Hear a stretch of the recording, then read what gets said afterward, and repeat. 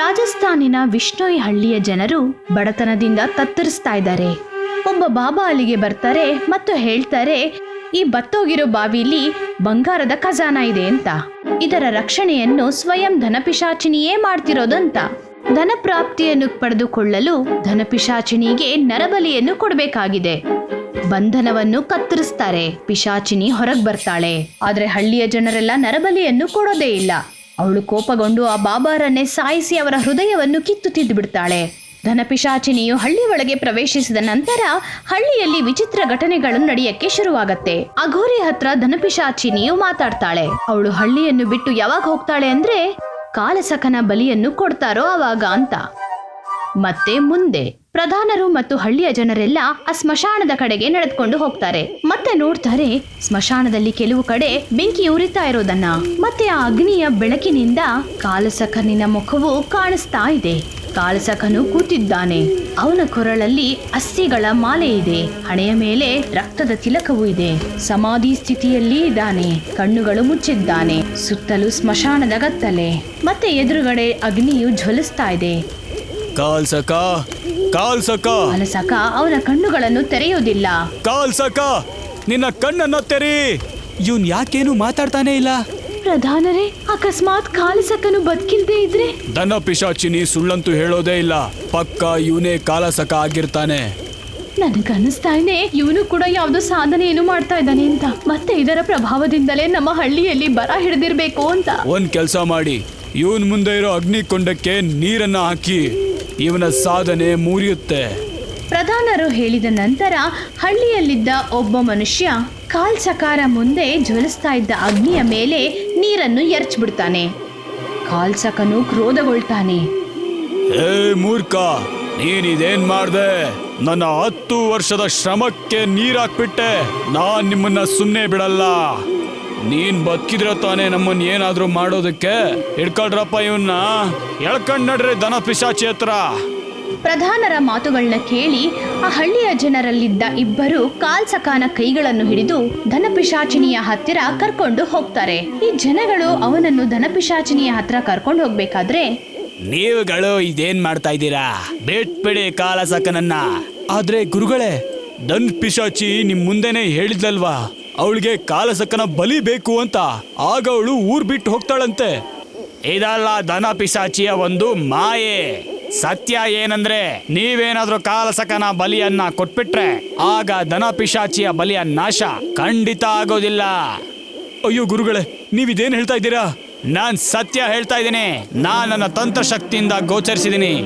ಆ ಧನ ಪಿಶಾಚಿನಿಯ ನಾಶ ಯಾರ ಕೈಯಲ್ಲಿ ಸಾಧ್ಯ ಆಗುತ್ತಂದ್ರೆ ಅದು ಕಾಲಸಕನ ಕೈಯಿಂದ. ಅದಕ್ಕೆ ಅವಳು ಇವನನ್ನ ಸಾಯಿಸೋಕ್ ನೋಡ್ತಿದ್ದಾಳೆ. ಏನು? ಆದ್ರೆ ಈ ಕಾಲಸಕ ಯಾರು ಗುರುಗಳೇ?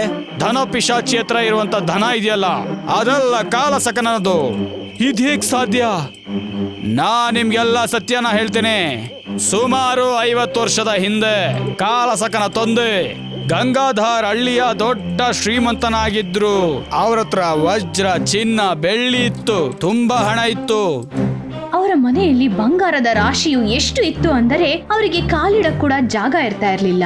ಬೆಳ್ಳಿಯ ವಸ್ತುಗಳು, ಬಂಗಾರದ ವಿಗ್ರಹಗಳು, ಬಂಗಾರದ ಆಭರಣಗಳು, ತುಂಬಾ ಪ್ರಾಚೀನವಾದ ವಸ್ತುಗಳೆಲ್ಲವೂ ಅಲ್ಲೇ ಇಟ್ಟಿರ್ತಾರೆ. ಮಗ ಕಾಲಸಕ, ನೋಡು, ನಮ್ ಎಲ್ಲಾ ಧನವನ್ನ ನಾವು ಹಗಲು ರಾತ್ರಿ ಕಷ್ಟಪಟ್ಟು ಹೊಲದಲ್ಲಿ ಬೆವರನ್ನ ಸುರಿಸಿ ನ್ಯಾಯವಾಗಿ ದುಡ್ದಿರೋ ಹಣ ಇದು. ನಾವು ಕಳ್ತನ ಮಾಡಿಲ್ಲ, ಯಾರಿಗೂ ಮೋಸ ಮಾಡಿಲ್ಲ. ನೀನು ಜೀವನದಲ್ಲಿ ನಮ್ಮ ಹಾಗೆ ಇರು. ಬೆಳಗ್ಗೆ ಎದ್ದೇಳು, ಕೆಲ್ಸ ಮಾಡು, ಇದನ್ನ ಕಳಿಬೇಡ. ಗಂಗಾರಾಮ್ ರಾತ್ರಿಯಲ್ಲಿ ಹಳ್ಳಿ ಜನರಿಂದ ಬಚ್ಚಿಟ್ಕೊಂಡು ಅವನ ಸಂಪತ್ತನ್ನ ತನ್ನ ಮಗನಿಗೆ ತೋರಿಸ್ತಿದ್ದ.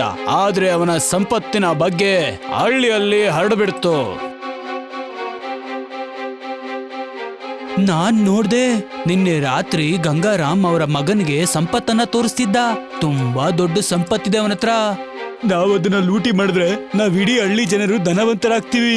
ಆದ್ರೆ ಲೂಟಿ ಮಾಡೋದೇಗೆ? ಅವ್ರ ಮನೇಲಿ ಬೆಂಕಿ ಹಚ್ಬಿಡೋಣ. ಅಪ್ಪ ಮಗ ಸಾಯ್ತಾರೆ, ಸಂಪತ್ತು ನಮ್ಮದಾಗುತ್ತೆ. ಹಳ್ಳಿ ಜನರು ಈ ಕಡೆ ಸಂಪತ್ತನ್ನ ಕದಿಯೋದಕ್ಕೆ ಯೋಚನೆ ಮಾಡ್ತಿದ್ರು. ಅಷ್ಟರಲ್ಲಿ ಈ ಗಂಗಾರಾಮ್ಗೆ ಆ ವಿಷಯ ಗೊತ್ತಾಯ್ತು.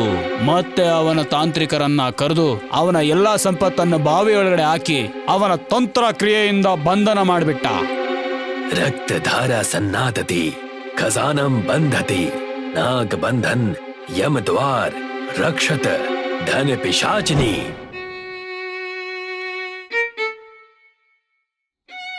ನನ್ನನ್ ಯಾಕೆ ಕರ್ದಿರೋದು ನೀನು?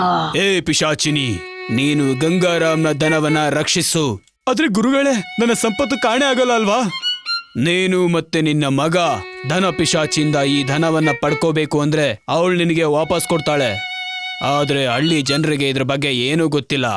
ಗಂಗಾರಾಮ್ ಅವನ ಎಲ್ಲಾ ಸಂಪತ್ತನ್ನ ತಂತ್ರ ಬಂಧನದಿಂದ ಬಂಧಿಸಿ ಬಾವಿಯಲ್ಲಿ ಬಚ್ಚಿಟ್ಟಿದ್ದಾನೆ. ಹಳ್ಳಿ ಜನರು ಗಂಗಾರಾಮ್ನ ಮನೆಗೆ ಬೆಂಕಿಯನ್ನ ಹಾಕ್ಬಿಟ್ರು. ಕಾಪಾಡಿ ಕಾಪಾಡಿ, ಬೆಂಕಿ ಬೆಂಕಿ! ಗುರುಗಳೇ, ಆ ಮನೆಯಲ್ಲಿ ಬೆಂಕಿಯಿಂದ ಇಬ್ರು ಸುಟ್ಟು ಹೋಗಿದ್ರೆ ನಮ್ಮ ಮುಂದೆ ನಿಂತಿರೋನು ಯಾರು? ಹಳ್ಳಿ ಜನರು ಕೂಡ ಹೀಗೆ ಅನ್ಕೊಂಡಿದ್ರು, ನಾನು ಸುಟ್ಟು ಬೂದಿ ಆಗಿದ್ದೀನಿ ಅಂತ. ನಾನು ಅಲ್ಲಿಂದ ಹೇಗೋ ಹೊರಗಡೆ ಬಂದೆ ಗೊತ್ತಾ? ಆದ್ರೆ ನೀವು ಆ ಧನ ಪಿಶಾಚಿನಿಯಿಂದ ನಿಮ್ಮ ಧನವನ್ನ ವಾಪಸ್ ಪಡ್ಕೊಳ್ಳಿಲ್ವಾ? ನಾನು ಧನ ಪಿಶಾಚಿನಿ ಹತ್ರ ನನ್ನ ಧನವನ್ನ ವಾಪಸ್ ಪಡ್ಕೊಳ್ಳೋದಿಕ್ಕೆ ಹೋಗಿದ್ದೆ. ಆದರೆ ಹೇ ಧನ ಪಿಶಾಚಿನಿ, ನನ್ನ ಧನವನ್ನ ವಾಪಸ್ ಕೊಡು.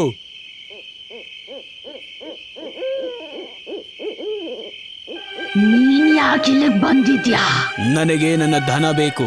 ಮತ್ತೆ ನನ್ನ ಹತ್ರ ಬಾ, ಹಾಗೆ ತಗೊಂಡು ಹೋಗು. ಕಾಪಾಡಿ ಕಾಪಾಡಿ! ಆಗ ಸೂರ್ಯೋದಯ ಆಯ್ತು.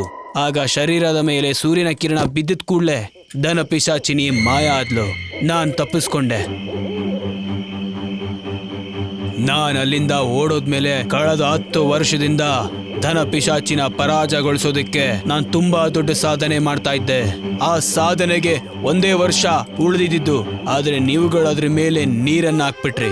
ಈಗ ಮತ್ತೆ ನಾನು 11 ವರ್ಷ ಕಠೋರ ಸಾಧನೆ ಮಾಡಬೇಕು. ಈಗ ನೀನು 11 ವರ್ಷದ ಕಠೋರ ಸಾಧನೆ ಮಾಡುವಂತ ಅವಶ್ಯಕತೆ ಯಾವುದೂ ಇಲ್ಲ. ನಾನು ನಿನಗೆ ಎಂತ ಉಪಾಯ ಕೊಡ್ತೀನಿ ಅಂದ್ರೆ, ಅದರಿಂದ ಕೆಲವು ಕ್ಷಣಗಳಲ್ಲಿ ಧನ ಪಿಶಾಚಿನ ಸೋಲ್ಸುವಂತ ಶಕ್ತಿಯನ್ನ ನೀನು ಗಳಿಸ್ತೀಯ. ಆದ್ರೆ ಹೇಗೆ? ನೀನು ಜಟಾಧಾರನಿಗೆ ಶರಣ ಆಗು. ರಾತ್ರಿಯ ಸಮಯ ಆಗಿದೆ. ಈಶ್ವರನ ಮೂರ್ತಿ ಇದೆ. ಅದರ ಮುಂದೆ ಕಾಲಸಖ ಮತ್ತೆ ಅಘೋರಿ ಬಾಬಾರು ಕೂತಿದ್ದಾರೆ. ಕಾಲಸಖ ಮತ್ತೆ ಅಘೋರಿ ಅವರ ಸುತ್ತಮುತ್ತಲೂ ತ್ರಿಶೂಲವನ್ನು ನೆಟ್ಟಿದ್ದಾರೆ. ಅಘೋರಿ ಮಂತ್ರವನ್ನು ಹೇಳ್ತಾ ಇದ್ದಂತೆ ಕಾಲಸಖನು ಅದನ್ನೇ ಹೇಳ್ತಾನೆ. ಸ್ವಲ್ಪ ಹೊತ್ತಿನ ನಂತರ ಅಲ್ಲೊಂದು ಜೋರಾಗಿ ಗಾಳಿ ಬೀಸಕ್ ಶುರುವಾಗುತ್ತೆ. ಧನ ಪಿಶಾಚಿನಿಯು ಪ್ರಕಟವಾಗ್ಬಿಡ್ತಾಳೆ.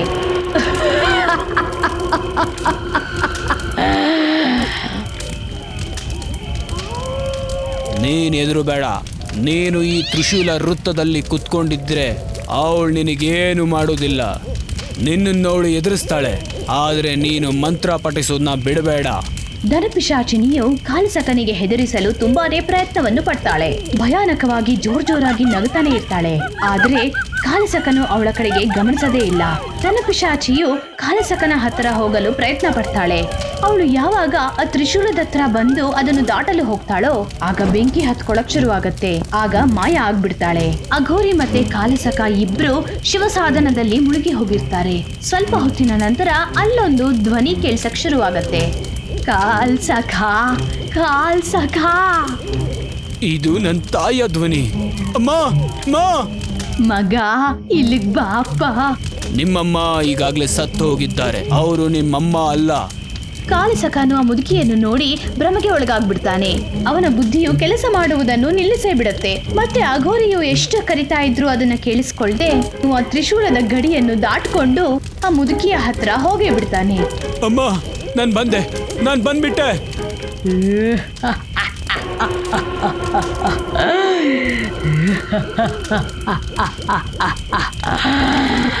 ಕಾಲಸಖನು ಆ ಮುದುಕಿ ಹತ್ರ ಹೋಗಿದ ತಕ್ಷಣ ಆ ಮುದುಕಿಯು ಭಯಾನಕವಾದ ಧನಪಿಶಾಚಿನಿಯ ರೂಪಕ್ಕೆ ಬಂದು ಬಿಡ್ತಾಳೆ. ಕಾಲ್ಸಖ, ಸೂರ್ಯದೇವನು ನಿನ್ನನ್ನು ಕಾಪಾಡಿದ್ದ. ನಿನ್ನನ್ನ ಯಾರು ಕಾಪಾಡೋದಿಕ್ಕೆ ಸಾಧ್ಯನೇ ಇಲ್ಲ. ಧನಪಿಶಾಚಿನಿ ಕಾಲಸಕಾನ ಕತ್ತನ್ನು ಹಿಸುಕಿ ಅವನನ್ನು ಮೇಲಕ್ಕೆತ್ತಿ ಬಿಡ್ತಾಳೆ. ಸ್ವಲ್ಪ ಹೊತ್ತಲ್ಲೇ ಕಾಲಸಕಾನ ಉಸಿರು ನಿಂತು ಹೋಗ್ಬಿಡತ್ತೆ. ಮತ್ತೆ ಧನಪಿಶಾಚಿನಿಯು ಅವನನ್ನು ಜೋರಾಗಿ ಬಿಸಾಕ್ಬಿಡ್ತಾಳೆ. ಅವನು ಭಗವಂತ ಜಟಾಧರನ ಮುಂದೆ ಇದ್ದ ಭಸ್ಮದ ಒಳಗೆ ಬಿದ್ದು ಬಿಡ್ತಾನೆ. ಮತ್ತೆ ಅವನ ಮೂಗಿನ ಹೊಳ್ಳೆಗಳ ಒಳಗೆ ಭಸ್ಮದ ಒಂದು ಮಿಶ್ರಣವು ಕಾಲ್ಸಕಾನ ಒಳಗೆ ಹೋಗ್ಬಿಡತ್ತೆ. ಆಗ ಅವನಿಗೆ ಶಕ್ತಿಯು ಬಂದ್ಬಿಡತ್ತೆ. ಅವನು ಹತ್ತಿರದಲ್ಲಿದ್ದ ತ್ರಿಶೂಲವನ್ನು ಎತ್ಕೊಳ್ತಾನೆ. ಮತ್ತೆ ಆ ತ್ರಿಶೂಲದ ಸಹಾಯದಿಂದ ಧನಪಿಶಾಚಿಯ ಮೇಲೆ ಅದನ್ನು ಎಸೆದು ಬಿಡ್ತಾರೆ. ತ್ರಿಶೂಲವು ತಗಲಿ ಧನಪಿಶಾಚಿಯು ಚೂರ್ ಚೂರಾಗ್ಬಿಡ್ತಾಳೆ. ಹಳ್ಳಿಯ ಜನರೆಲ್ಲರೂ ತುಂಬಾನೇ ಸಂತೋಷಗೊಳ್ತಾರೆ. ಧನಪಿಶಾಚಿನಿಯ ಸಾವಿನ ನಂತರ ಕಾಲಸಕನಿಗೆ ಅವನ ಬಂಗಾರವೆಲ್ಲವೂ ಮರುಕಳಿಸಿ ಬರುತ್ತವೆ.